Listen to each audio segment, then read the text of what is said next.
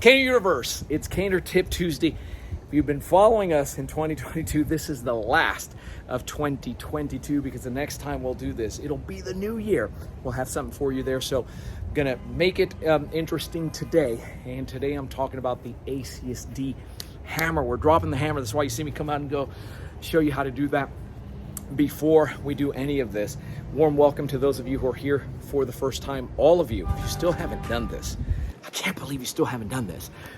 Go ahead and text the letters CCC for Cane Clarity Call. It's a no-cost call to answer all your questions regarding everything having to do with the cane culture, but more importantly, how to get cane trained from the comfort of wherever you are. So text those letters CCC to 305-745-7839 and avail yourself of this no cost, this free resource that is the private Facebook group. What a community, great community in there. It's open to the public.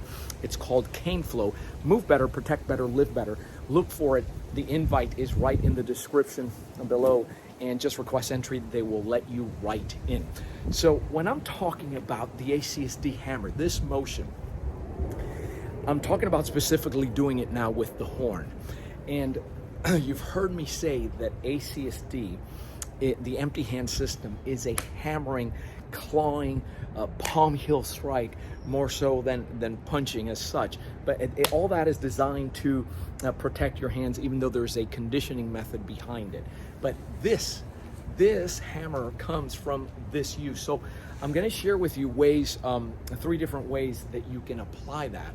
And the first one of these is 2 of these are going to happen vertical. Vertical means right up here, just straight up and down. So I'm going to change this here and then come in here so you can help me real quick. The first one is just off of the reverse grip, and it's this motion coming down. Now, I know that ACSD caners, your form number 2 starts off this way. This is a little bit different, similar movement, but you're using now the horn. So how do you use that?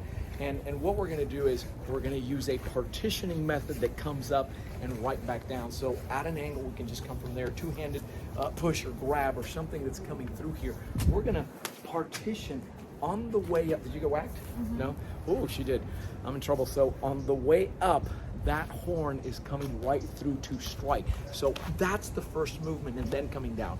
If you're wondering, I don't walk around with the cane this way. There is a choking up. This is called choking up, and that's how we get this. A very quick draw of loosening up the grip. It's the first thing you learn, one of the first things you learn in training, and then it's coming up.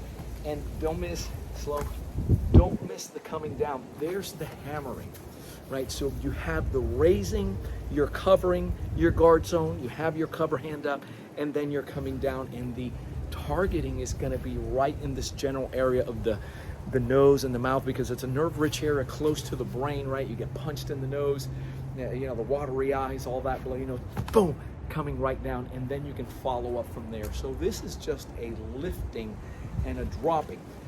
The way to practice this, obviously you practice it solo, you drill it from here to here, getting off the line. So notice that it's not, this is 12 on 20, yeah, me going towards 12, stepping off the line and then coming down. That's what it looks like. Once I hammer, right, I can go ahead and follow up with other strikes. If you're training with a partner, do this way first, right? This is what I call Frankenstein or zombie. You just very slowly from here, and then you're coming down. You can also strike, remember, it seeks bone. You can strike the clavicle, which fractures relatively easy in there, versus the ability that you have to come down with that cane. So that's the first way to do it. The second one now is to go horizontal, much like you would. I can have the ACB 32 so they can see what that's like. And that, we call an ACB, it's a jab for us, right? It's coming from here, boom. And if you look at it, it's hammering, it's flexion, extension, it's an extension, but now it's happening from here and you're quickly recoiling. Well, you're using the horn in order to do that. Can you do it also with the, you can, but I'm focusing on this. Now, the question always comes up with the ACB 32, what if you have that palm rest? On all of these, the general rule with ACSD, remember, it was developed before you had a palm rest. A palm rest is a relatively new addition to the lineup. So all it takes is if I'm here and I do this and I shoot out, well, now you're hammering with that personal protection extensor. which is that palm rest. And the same thing goes here. I'm not as like when I do this and I come down. If I come down and I keep going, that palm rest is going to get involved in there as well. So just a heads up. But this one is you're holding out here. We're not together. We're out, and you're still stepping out and recoiling fast. So I don't leave it up there. The way we use it is on a quick strike, and that quick strike is to come in here, and she might be coming in, and I'm gonna go up here right to the face. I want to keep her at bay. It's not a power shot. That's not what I'm looking to do here. So it's just a matter of coming out and moving out on an angle so that when she does notice I'm already on an angle. I'm gonna do it to the other side so you guys can see it from here. I lash out from here, so we're doing it with the horn. I lash out and I come in. If I do follow up with a strike from here, so if I move here, I struck down. I'm not necessarily trying to strike with the horn. Let me show you what I mean. Move out. When I strike the limb, I'll strike with the shaft. When I pull back, I can go ahead and that horn will naturally draw them in. Keep that in mind so that you can strike. So I do recommend always practicing. You connect, right? Boom. You connect so that you can control. That's why you make the connection, right? And then you pull back and go. That's one of the things you'll be able to do from here. If you do follow up, I'm not trying to neatly strike with this. I might miss that altogether. Strike with the shaft, pull, strike back if you need to. And then the last thing that we use that for is as a finisher. And this is what I mean. And I'm gonna ask you just to come down here just for a sec. So if I do something like, I don't know, she throws a strike and I come here, boom, and she's down and I wanna finish. Now imagine she's on the floor already, person is face up, or she's in this situation and you're down here. Now, okay, thanks. I'm gonna wrap this up by striking. What are the areas that I'm looking for to finish this thing up? What I'm looking is, believe it or not, I'm looking to take out the limbs.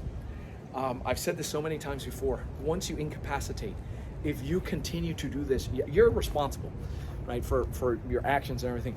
I'm not the guy that tells you, hey, go ahead and, hit him in the head and continue striking. That's not what I do. If that person is already down, now you're gonna go ahead, we're still seeking bone, but one thing is, if I'm hitting that ankle bone, that lateral malleolus, hammering down, coming down to the knee, right? Now you're gonna make it a lot more difficult for that person to follow you, to be able to chase you. And that's the strategy there. So the hammering also functions really well as a finisher. That's the third way that you can use this thing. So you have it up and down vertical, you have it where you can flick that out quickly to keep somebody at bay and follow it up. But also you did an application, person comes down and you want to finish, incapacitate so that you can run away, limit the probability that they're going to follow you. Now, all of these are done empty hand, hammer fist. This is an eye flick or that jab that you follow up with hammer fist. When they're down on the floor, if they're at a distance, remember the cane gives you the reach. I do not recommend, or I'm not the guy that tells you to go ahead and chase them down here.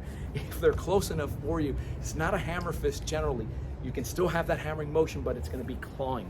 And typically that's coming to the eyes. Something that can stop because, or you're gonna stomp right to that ankle bone or the knee. That's how you apply the principle in the empty hand. So I'm just giving you some insights there as to the empty hand translation. So where do you start with all this? Where do you start with this? The place to do it, the way to do it, the proper way to do it. Before you go, you go into our site, you see different offerings for services and courses, and coming down to Miami for the Immersion, which I'll talk about in a second. But start it off by just texting those letters, CCC.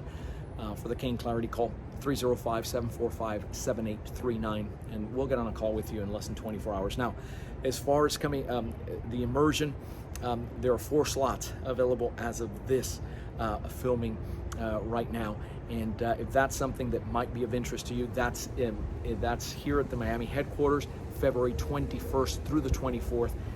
Either give us a call. At this point, I would just call directly. Call the 800 number and tell them that you're interested in coming down Immersion, see if that's something that will work for you. That's 4 days that we go here in an intimate group. We get around to you and read the reviews. It's considered the premier in-person cane training event. And the way to do it, you can call us at 800-289-8188. I'm Joe Robaina for American Cane Self-Defense. Wishing you all a happy new year. I'll have something out for you, obviously before, but I'm looking forward to your best 2023. Thanks for watching. Let's keep caning. Stay safe.